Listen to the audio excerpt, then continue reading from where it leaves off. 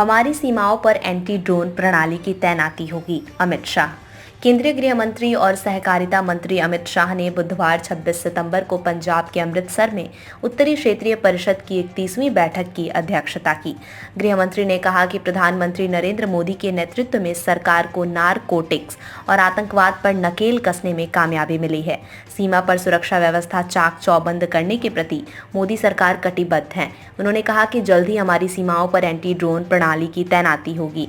अमित शाह ने उत्तरी क्षेत्रीय परिषद के सभी सदस्य राज्यों से पानी के बंटवारे संबंधी आपसी विवादों को खुले मन और आपसी विमर्श से सुलझाने का अनुरोध किया।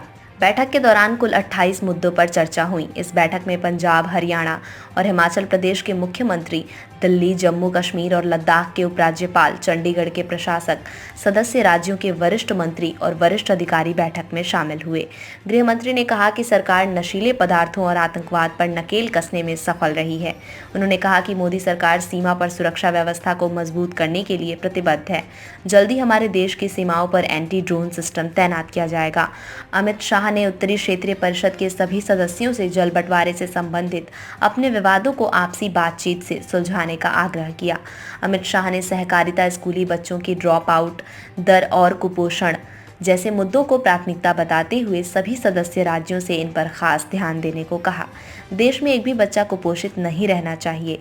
स्कूल ड्रॉप आउट दर को कम करने की जिम्मेदारी हम सबकी है। उन्होंने कहा कि सहकारिता आंदोलन को गति देने से देश के 60 करोड़ से अधिक लोगों को समृद्धि की ओर ले जाने में मदद मिलेगी। शाह ने सभी सदस्य राज्यों से प्राकृतिक और ऑर्गेनिक खेती को अपनाने का अनुरोध किया और कहा कि इससे देश के किसानों को बहुत फायदा होगा।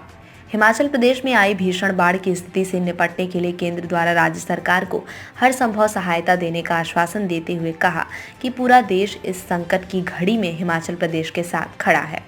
उत्तरी क्षेत्रीय परिषद की अमृतसर में हुई 31वीं बैठक के दौरान कुल 28 मुद्दों पर चर्चा हुई। बैठक में अंतर्राज्यीय नदी जल के बंटवारे से संबंधित मुद्दे, बैंक शाखाओं और डाक बैंकिंग सुविधाओं द्वारा गांवों का कवरेज, सामाजिक क्षेत्र की योजनाओं के लिए प्रत्यक्ष लाभ हस्तांतरण का प्रभावी कार्यान्वयन, पंजाब विश्वविद्यालय से संबंधित मुद्दे, PMGSY के तहत सड़क कनेक्टिविटी, साइबर अपराधों की रोकथाम, जल जीवन मिशन, उड़ान योजना के तहत फिर से विमान सेवाएं शुरू करने जैसे मुद्दों पर चर्चा हुई।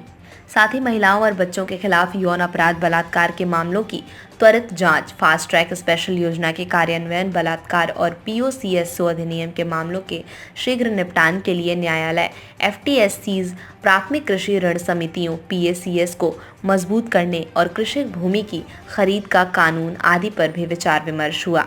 ज्ञात हो कि जून 2014 से पिछले 10 वर्षों में क्षेत्रीय परिषद और इसकी स्थायी समिति की कुल 54 बैठकें आयोजित की गई हैं, जो वर्ष 2004 से मई 2014 तक के 10 वर्षों के दौरान आयोजित बैठकों की तुलना में दोगुनी से भी अधिक है।